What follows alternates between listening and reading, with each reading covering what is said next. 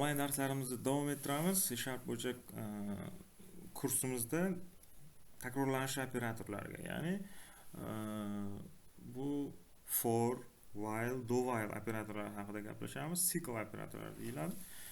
Demak, keling, men oldingi darsimizdagi narsalarni o'chiraman va for operator bilan tanishamiz. Bizda shunday masala bo'lsin, biron bir n soni kiritilgan, n qanaqadir uning qiymati qanaqadir 10 ga teng deb oladigan bo'lsak, engacha bo'lgan sonlarni o'sha 0 dan boshlab engacha bo'lgan sonlarni chiqarish kerak. Bu holatda o'sha for dan foydalangan ma'qulroq. For kalit so'z va xuddi oldingi operatorlarimiz kabi qavs int int tipida beryapman. Buni xohlagan tipimizda berishimiz mumkin.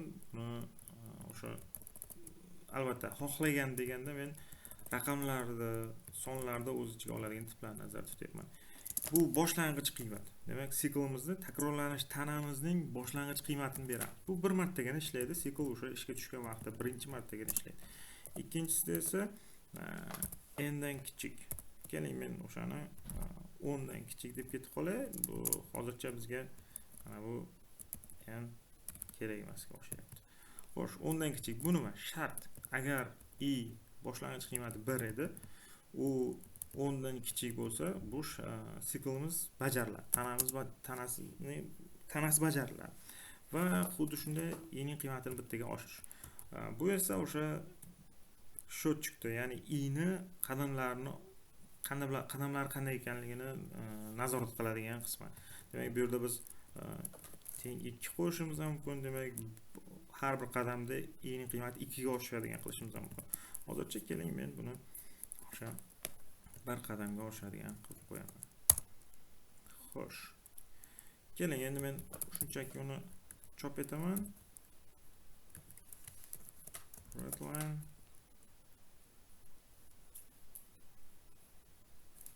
i ni o'zini chop etaman. Xo'sh, bir marta ishlatib ko'ramiz. 0 dan 9 gacha bo'lganlari chop etildi. Bu to'g'ri. Bu yerda 10 ta raqam chop etildi. Agar men uni 10 ga teng deganimda edi, bu holatda qaytalanishga tushiramiz dasturimizda. Mana 10 ham chop etildi. Demak, bu yerda hozir 11 ta.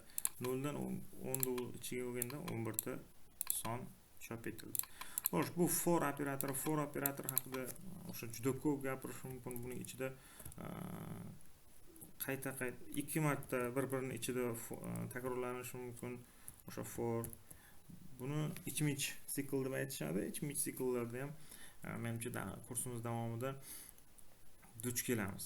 Agar xuddi if kabi, agar bajariladigan buyruqlar soni, ifodalar bitta bo'lsa, bu yerda skopka shart emas.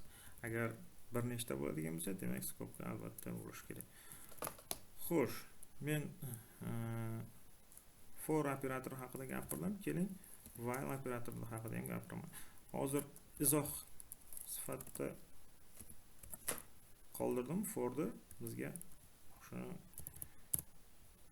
hozircha shart bo'lmaganligi uchun.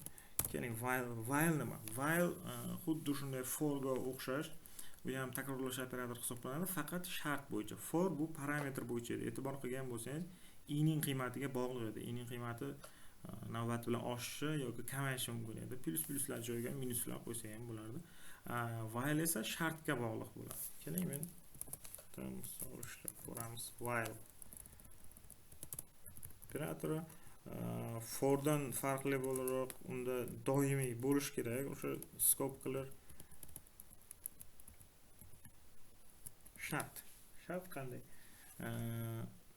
Shart keling, endi bizga mana shu n menimcha kerak bo'ladi. Xo'sh, n katta bo'lganda 0 dan n 0 dan katta bo'lganda ishlaydi. Demak, dastlabki qiymati 10, n ning qiymati 10 ga teng. 10 0 dan katta, demak tana ishlaydi. Mana bu sikl tanasida qandaydir amallar bajarsak bo'ladi. keling men bu yerga shunchaki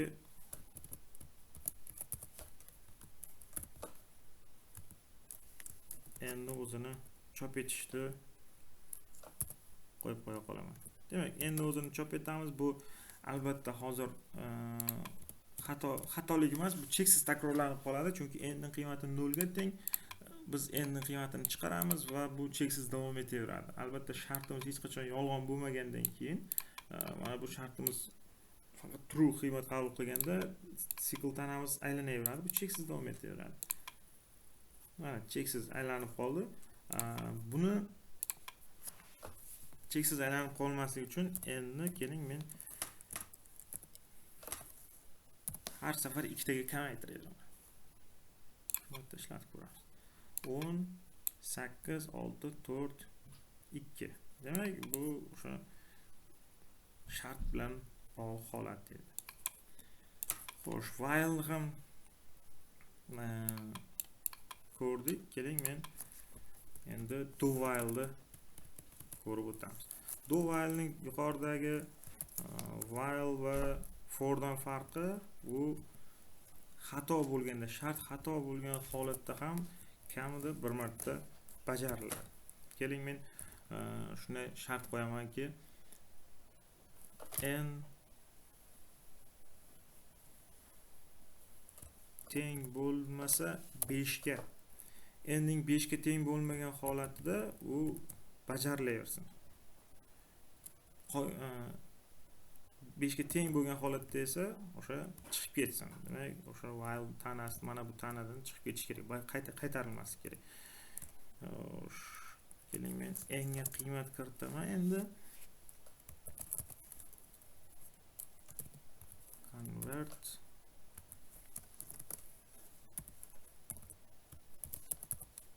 console readline.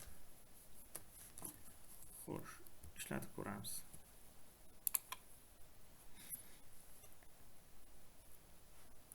Yetti kiritdim. Yana ishlayapti. 9 6 3 qachonki 5 kiritsam u tugadi. Demak, o'sha farqi kamida bir marta bajariladi. For va while dan farqli ravishda u kamida bir marta bajaradi. Buni ham albatta o'zining o'rni bor, qachonki kerak bo'lgan holatda foydalanishimiz mumkin. Menimcha unchalik qiyin emas, lekin albatta buni masalalar ishlash yordamida mustahkamlash kerak. Hozir esa continue haqida gapirmoqchiman. Demak, continue o'zi nima? Xo'sh, continue men shart qoldiraman. Keling, agar i teng bo'lsa 8 ga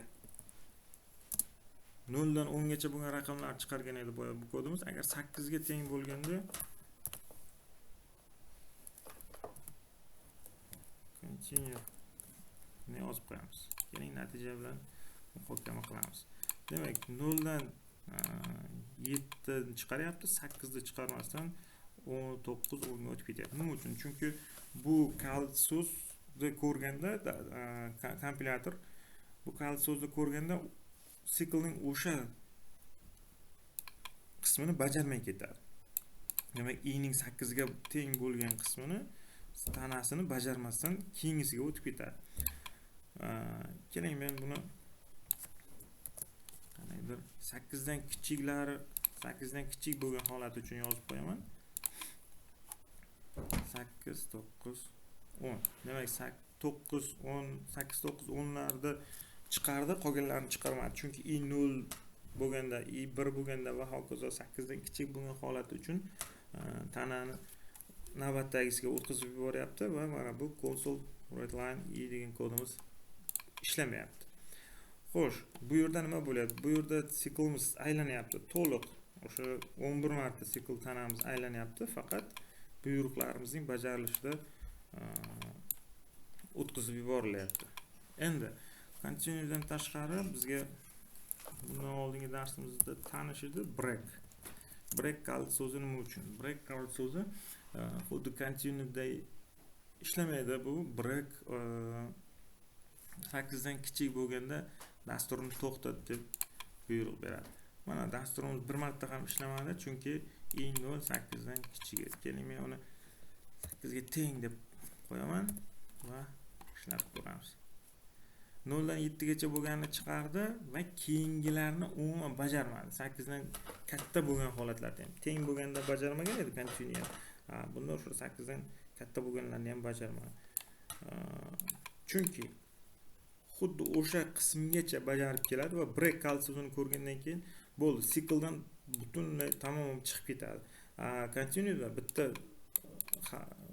o'sha iteratsiyani o'tkazib yuboradi. Bitta takrorlanishni o'tkazadi. Break esa butunlay to'xtatadi.